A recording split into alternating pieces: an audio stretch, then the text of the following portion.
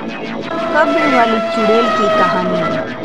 प्राचीन काल में एक छोटे से गांव में एक बार डरावनी कहानी फैल गई। इस कहानी के मुख्य किरदार, जिसे लोग कब्र वाली चुड़ैल कहते थे, एक सुंदर युवती थी जो शहर के निकट स्थित पुरानी कब्रिस्तान में बसी हुई थी।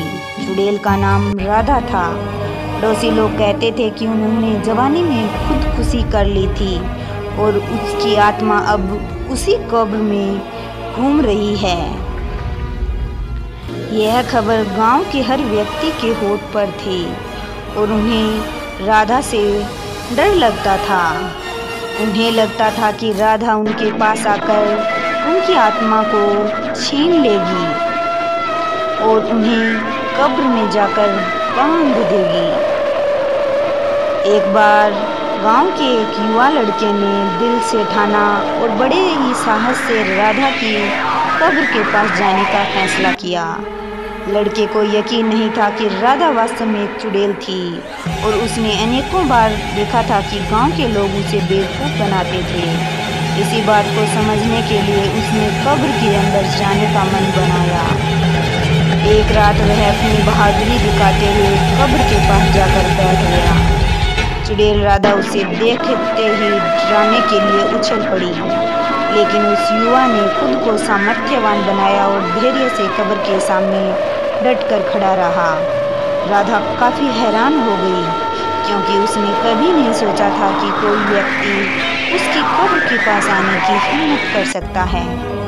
वह लड़के के सामर्थ्य और साहस को देखकर बहुत प्रभावित हुई और उससे पूछा, तुम मुझसे क्या चाहते हो?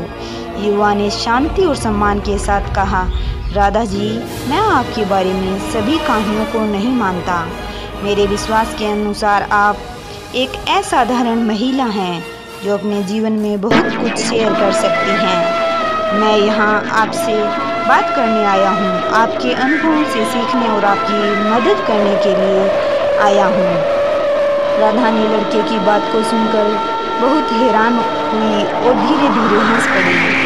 वह युवा लड़का उसे बेवकूफ़ नहीं समझ रहा था, बल्कि उसकी आत्मा की गहराइयों को समझ रहा था। वह एक गहरे संवाद में रात भर राधा से बातचीत करता रहा।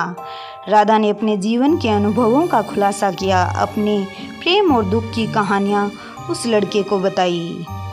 युवा लड़के ने समझा कि राधा वास्तव में एक पीड़ित आत्मा नहीं थी, बल्कि एक विदुषी और उदार महिला थी जो सबका साथ देने को तत्पर थी। इस प्रकार राधा और युवा लड़के के बीच एक अनोखी मित्रता का आगमन हुआ।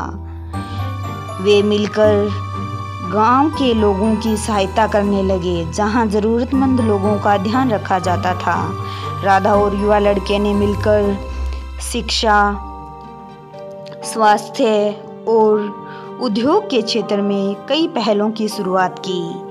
वे गांव के बच्चों को पढ़ाई लिखाई का आदान प्रदान करने लगे और उन्हें जीविका के लिए एक नए अवसर प्रदान करने के लिए काम करने लगे। राधा की बदलती सोच और उसके कर्मों ने लोगों की धारणा बदल दी। गांव के लोग अब राधा को आदर और सम्मान देने लगे और उन्हें एक प्रेरणा स्रोत के रूप में देखने लगे। राधा ने अपनी भयंकर चुड़ैल वाली छवि को परिवर्तित कर दिया और अब वह एक सामाजिक सुधारक बन गई थी। धीरे धीरे गांव के लोग उन्हें देवी की तरह पूजने लगे और उनकी मदद के लिए उन्हें धन सामग्री और सहायता प्रदान करने लगे। राधा की कब्र वाली चुड़ैल की पहले की धारणा चली गई और उसकी सच्चाई बाहर आ गई। यह कहानी हमें यह सिखाती है कि दुनिया में कभी कभी चीज़ों का चेहरा हमारी सोच और दृष्टिकोण पर निर्भर करता है। हमें पहले उसे समझने की कोशिश करनी चाहिए।